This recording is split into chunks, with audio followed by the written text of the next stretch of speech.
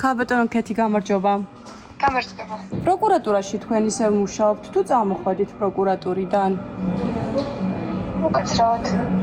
Am კითხვაზე პასუხის გაცემის ნაცვლად ქეთი ქორიძემ TV პირველს ტელეფონი გაუთიშა. ქორიძე ერთ-ერთია იმ ხუთთაგან, ვინც ძალადობრივი ორგანიზაციის შექმნის ბრიფინგზე იმყოფებოდა. სწორედ ამ ბრიფინგზე დაანონსა ორგანიზაციის მეთაურმა, რომ საციხო საქმეებს ჩაიდენდნენ. ეს არ იყო წამოწდენა. ქართველი შვილი წინასწარ დაწერილ ტექსტს კითხულობდა. პირველების ინფორმაციით, ქალი, რომელიც ბრიფინგზე მას გვერდით ეჯდა, სტაჟიორი პროკურორია.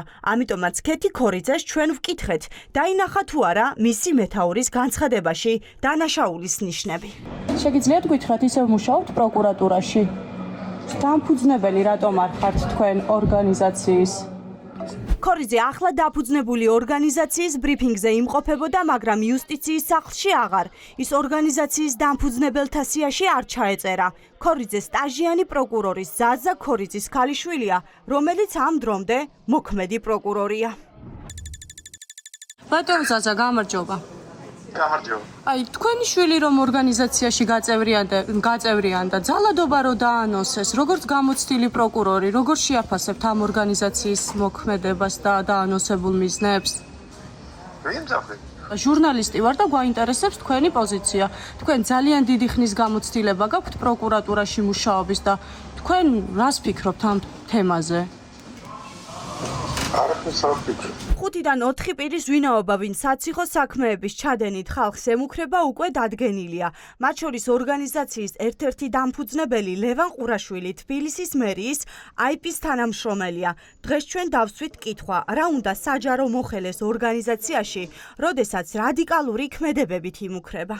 საჯარო მოხელეა და რატო ეძღუდება ვინმეს რავი პოლიტიკური საქმიანობა 6 საათის მერე პარტიას შექმნის და აფუძნებს თუ არ დააფუძნებს რაღაც გამოძიებები ჩაუტარებიათ რომ საჯარო მოხელეა მერიაში მუშაობსო და ამაზე ააბეს მთელი ეს არ ვიცი არც გეგმა არც მიზანი რას უნდა იმსახუროს ახალი შექმნილი პარტიის და არ დავინტერესებულა ამ ეტაპზე ყოველ შემთხვევაში ის ამათი ის დავიკითხე ორგანიზაცია ხო აი ეგეც კი ბატონო ორგანიზაცია ხო ანუ თან ჩანასახშია იმიტომ რომ მათ ერთობაში არ აპირებენ ალბათ ესენი მათი იდეოლოგიით გაერთიანებას და შესაბამისად ბულინგის და რავი ტალახის სროლის ესეთი ტალახის სროლისთვის იქნებიან განწირულები. ოპოზიციაში აცხადებენ, რომ ხალხის დაშინების მორიგმა მცდელობამ კრახი განიცადა. შიშის ნაცვლად ორგანიზაციამ და ქართული ოცნების ჩანაფიქრმა საზოგადოებაზე კომიკური შთაბეჭდილება დატოვა. ორგანიზაციამ განაცხადი 2 დღის წინ გააკეთა და ამ დრომდე მედიასთან საკუთარი სურვილით აღარ ჩნდებიან. მაშინ როდესაც ვხედავთ, რომ ამ ველური საინიციატივო ჯგუფის გვერდში მდგომები და წევრები არიან საჯარო მოხელეები.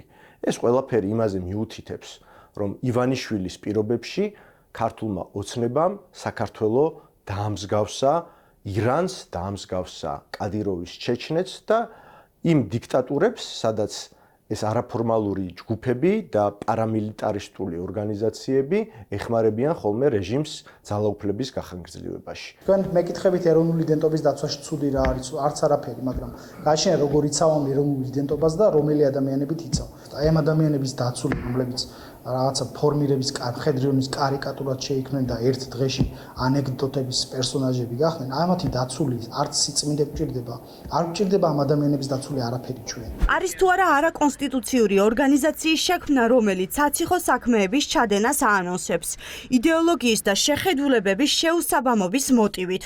უნდა იწყებოდეს თუ არა მყისიერი გამოძიება არაფორმალური დაჯგუფების წევრების წინააღმდეგ, რომლებმაც ბევრს მხედრიონი და კადიროვის დაჯგუფება გაახსენა.